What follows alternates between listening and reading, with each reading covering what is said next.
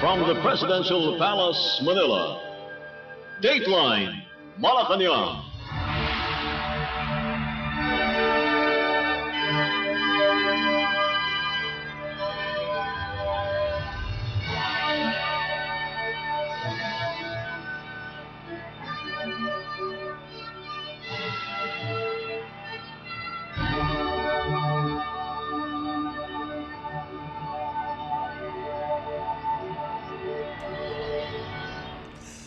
Good day.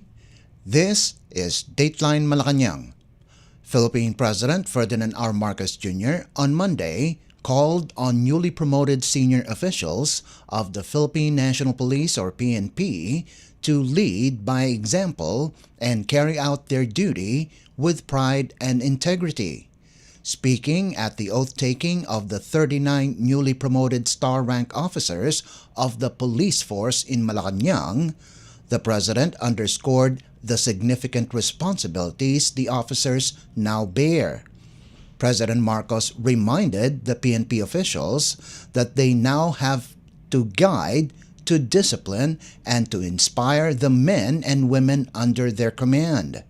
The Chief Executive also highlighted the expectations the public has of the police force, one that is reliable, responsive, and resolutely committed to protecting the lives of every Filipino. President Marcos Jr. then challenged the officers to rise to the challenges ahead and live up to those expectations. Perform your duties with utmost dedication, integrity, and accountability, knowing that the trust and confidence placed in you demands your very best. The mantle you now wear carries with it the expectation that you will embody these values in every action, every decision, every mission that you carry out. It is thus incumbent upon you to lead by example. You have been entrusted with a daunting but noble responsibility of leadership, to guide, to discipline, to inspire the men and women under your command. Ensure that all PNP personnel are fulfilling their duties with integrity, competence, and trustworthiness, considering that our police force plays a very significant role to maintain peace and order, protect communities, and to respond in times of calamities. Rest assured, the whole nation and I acknowledge and commend all the hard work that you do. This recognition likewise extends to your families, who have had their fair share of sacrifices to support you in your career and in this noble endeavor. We are all part of a larger mission to create a safer, more just, and more prosperous Philippines. Now, more than ever, the Filipino people have great expectations of you, of us, as their leaders and their protectors. Our people expect a police force that is reliable, responsive, and resolutely committed to protecting the lives of every Filipino. Filipinos expect to live in a safe, fair, and just environment where peace and order are observed while upholding the rights and dignity of all citizens. Let us ensure we all live up to those expectations. We must meet them with every ounce of our strength. We must not falter. We must deliver. That was Philippine President Ferdinand R. Marcos Jr. Dateline Malacañang. Meanwhile, Philippine President Ferdinand R. Marcos Jr. on Monday oversaw the destruction of nearly 3 million smuggled electronic vapes worth 3.26 billion pesos at the Bureau of Customs or BOC grounds at the South Harbor Port area in Manila. The seized goods, which include vapes, parts, and accessories, were part of a series of confiscations stemming from 10 separate operations carried out by the Port of Manila or POM, Manila International Container Port or MICP, and the BOC Intelligence Group or IG. In his remarks during the public condemnation of the contraband, President Marcos emphasized the significance of those rather of these operations in curbing illegal trade, which has seen troubling involvement with minors. The President also commended the BOC for their efforts in eliminating illegal imports and noted the continued increase in seizures of illegal vapes. In 2023 alone, President Marcos said, the government has confiscated over 3 billion pesos worth of illegal vapes. The chief executive stressed that the seized vapes were brought into the country without the necessary permits and documentation, making them not only illegal but also a public safety risk. I'm happy to be able to report to the country that the levels at which we have been able to find these smuggled goods and to eventually destroy them has increased steadily over the last year and a half. And just from January to March, we are well on our way also to achieving even more seizures of these illegal vapes. Why is it so important that we do this? One, of course, because it is illegal. They have smuggled these in without any permits, any kind of documentation. Pinagbibili na nga dito sa Pilipinas. And the very serious problem that accompanies that, na walang documentation, na walang inspection, dahil yung iba rito na in-inspection natin ay nahanapan, may laso na nakapasok doon sa liquid na ginagamit na pang-vape. Efforts of the Marcos administration to curb the illegal trade of both nicotine and non-nicotine vapor products, as well as tobacco goods, in compliance with Republic Act or RA number 11900 or the Vaporized Nicotine and Non-Nicotine Products Regulation Act. In 2024, the BOC conducted 48 operations related to the smuggling of vapes and e-cigarettes, leading to the confiscation of products valued at 6.658 billion pesos. Additionally, the BOC said more than 2 million vape products worth 3.26 billion pesos were seized and condemned last year. Dateline Malacañang. Also on Monday, Malacañang announced that the charges against the 17 Filipinos arrested in Qatar for participating in an illegal public demonstration have been dismissed. In a Palace Press briefing, Palace Press Officer and Presidential Communications Office, or PCO Undersecretary Claire Castro said, President Ferdinand R. Marcos Jr. met with Qatari Ambassador to the Philippines, Ahmed Saad Nasser Abdullah Al-Humidi, in Malacañang on Monday morning. Castro said the Qatari envoy informed the President that the cases against the Filipinos have been dismissed.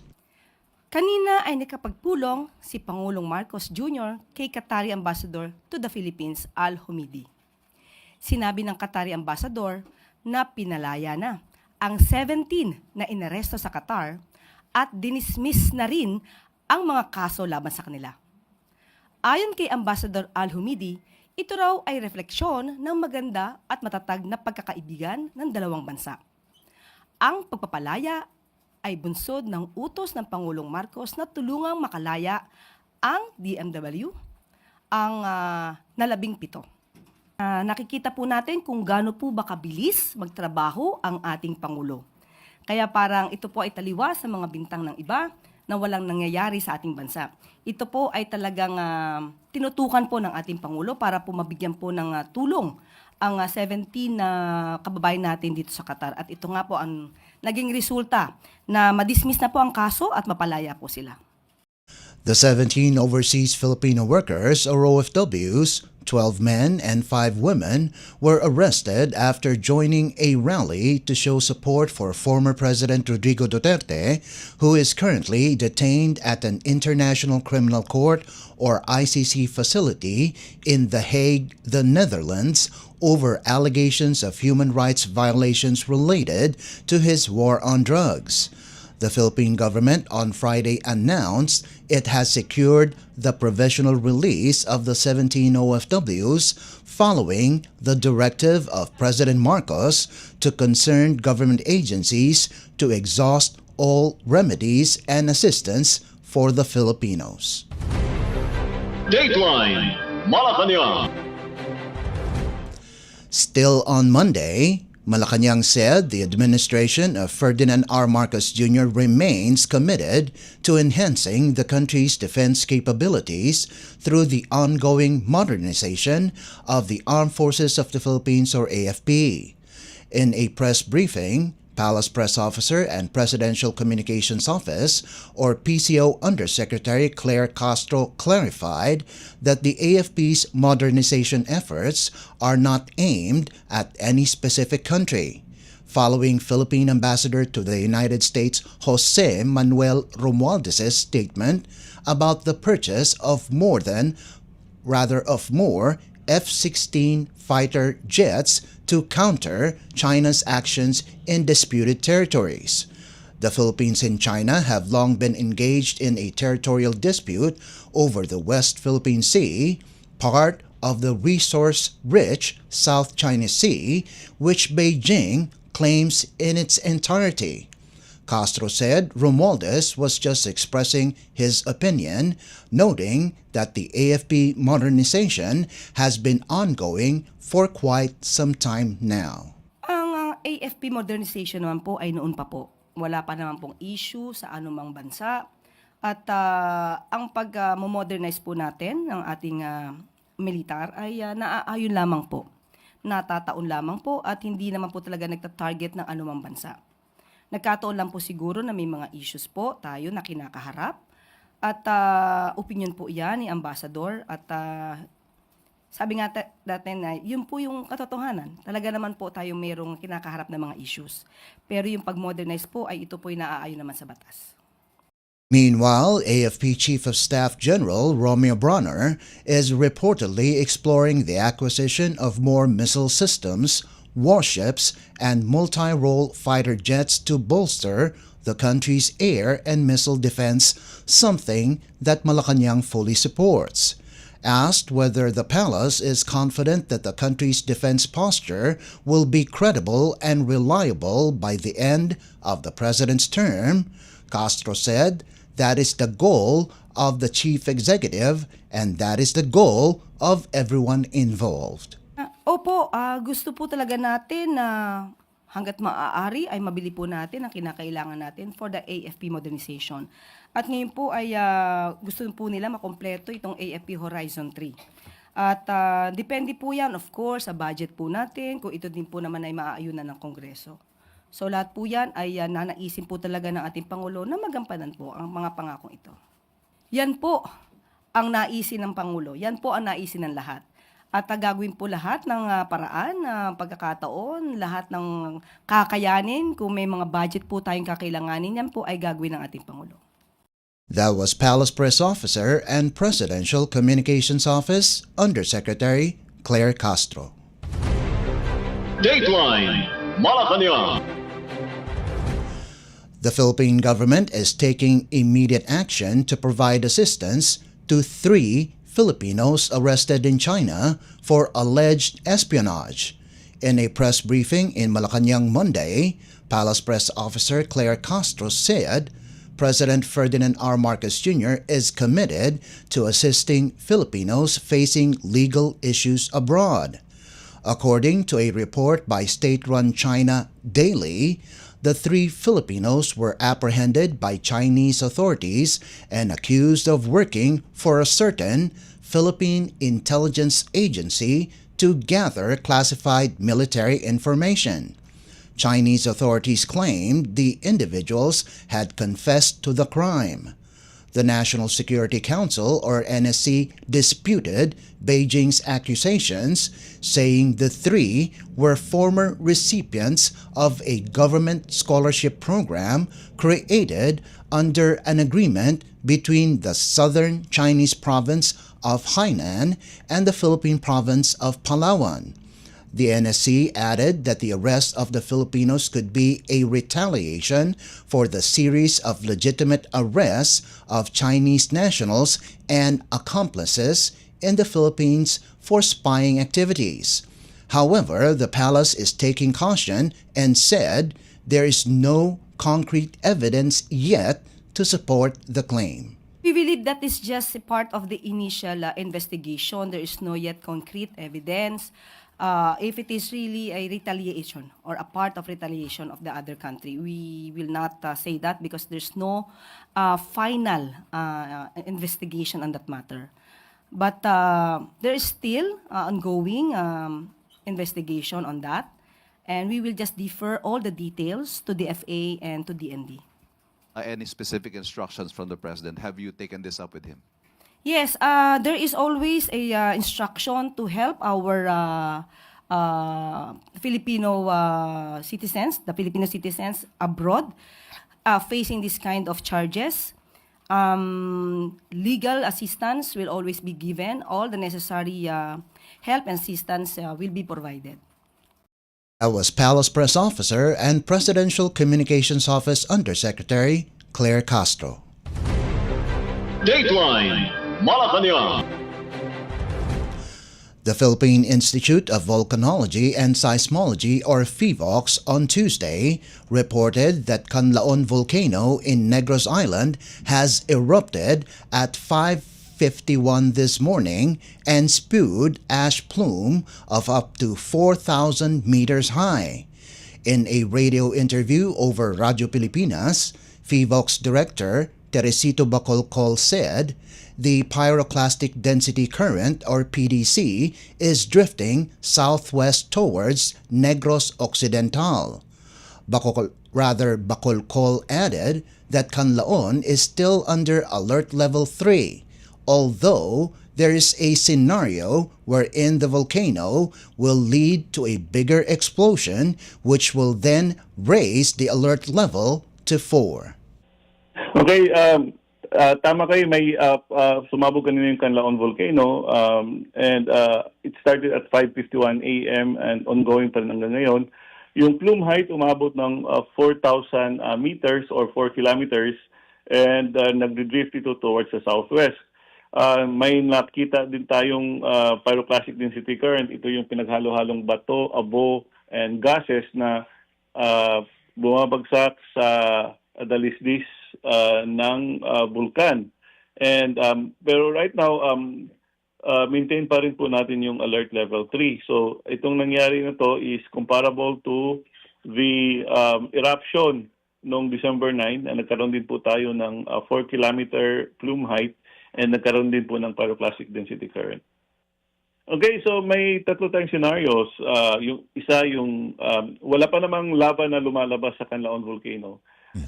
So right now, ang tinitingnan natin si mabagal na pag-akyat ng magma and aagos lamang ang lava mula sa kanyang bunganga. This will not be very explosive, kaya ang pinsala nito ay magiging limitado lamang. But this will take several months like what happened in Mayon Volcano in 2023, nagkaroon ng effusive eruption and halos niluluwa lamang yung lava sa bunganga ng bulkan. Now, yung pangalawang scenario natin, this will lead to a bigger explosion. Magkakaroon ng yung matinding pagsabog and magdulot ito ng panganib na pyroclastic density current. Although kanina meron tayong pyroclastic density current pero hindi naman siya lumagpas doon sa 4 kilometers. So kapag magkaroon ng explosive eruption, this will lead to a longer pyroclastic density current. And if this happens, then we have to raise the alert level from alert level 3 to alert level 4.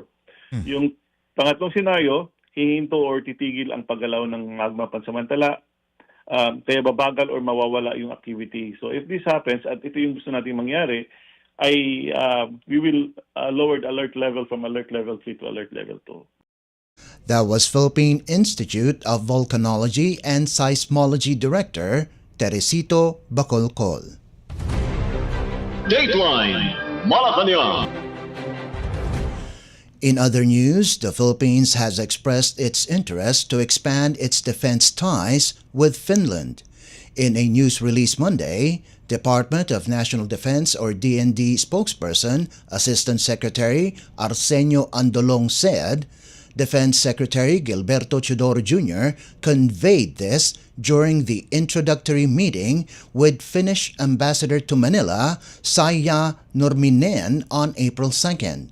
Andalong said Secretary Chodoro remarked that Finland's geography and history have cultivated its robust resilience to threat actors within its region and noted that this has led to Finland's advanced capabilities in securing its defense supply chains. Nurminen expressed Finland's willingness to cooperate with like-minded countries like the Philippines that uphold a rules-based international order.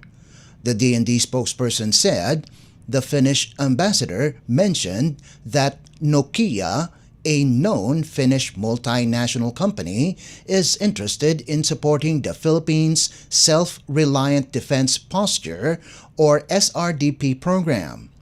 Andalong said the meeting between the two officials ended with Chodoro expressing the DND's interest in enhancing its cooperation with Finland, particularly in conjunction with the Philippines' comprehensive archipelagic defense concept in areas relative to defense supply chain management.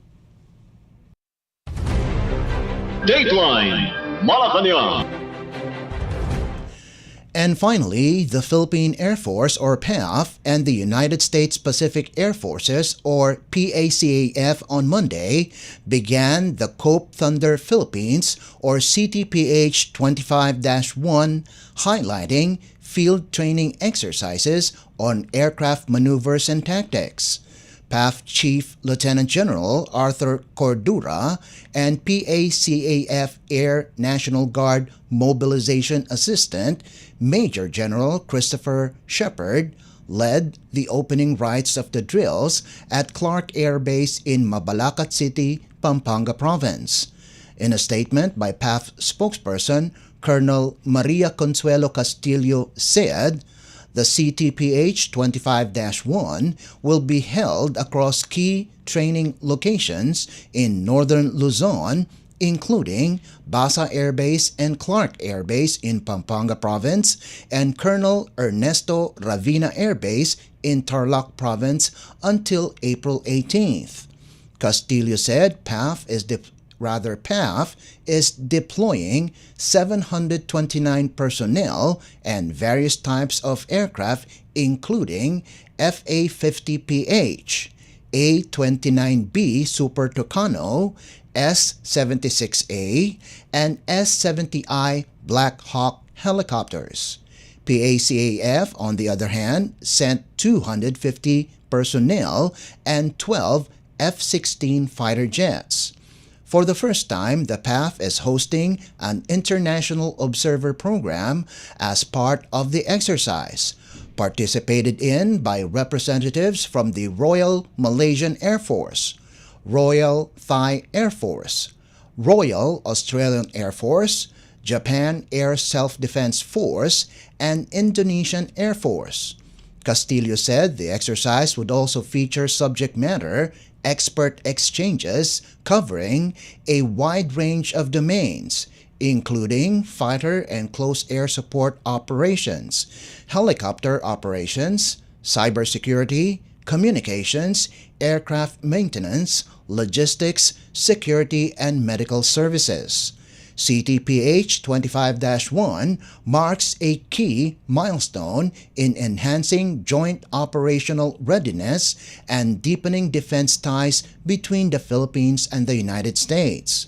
It also contributes to Armed Forces of the Philippines, or AFP's modernization and capability development efforts. Dateline Malacañang. And that concludes today's edition of Dateline Malacañang. For Radio Pilipinas World Service, this is Leo Magpayo. Good day and stay safe. From the Presidential Palace, Manila, Dateline Malacañang.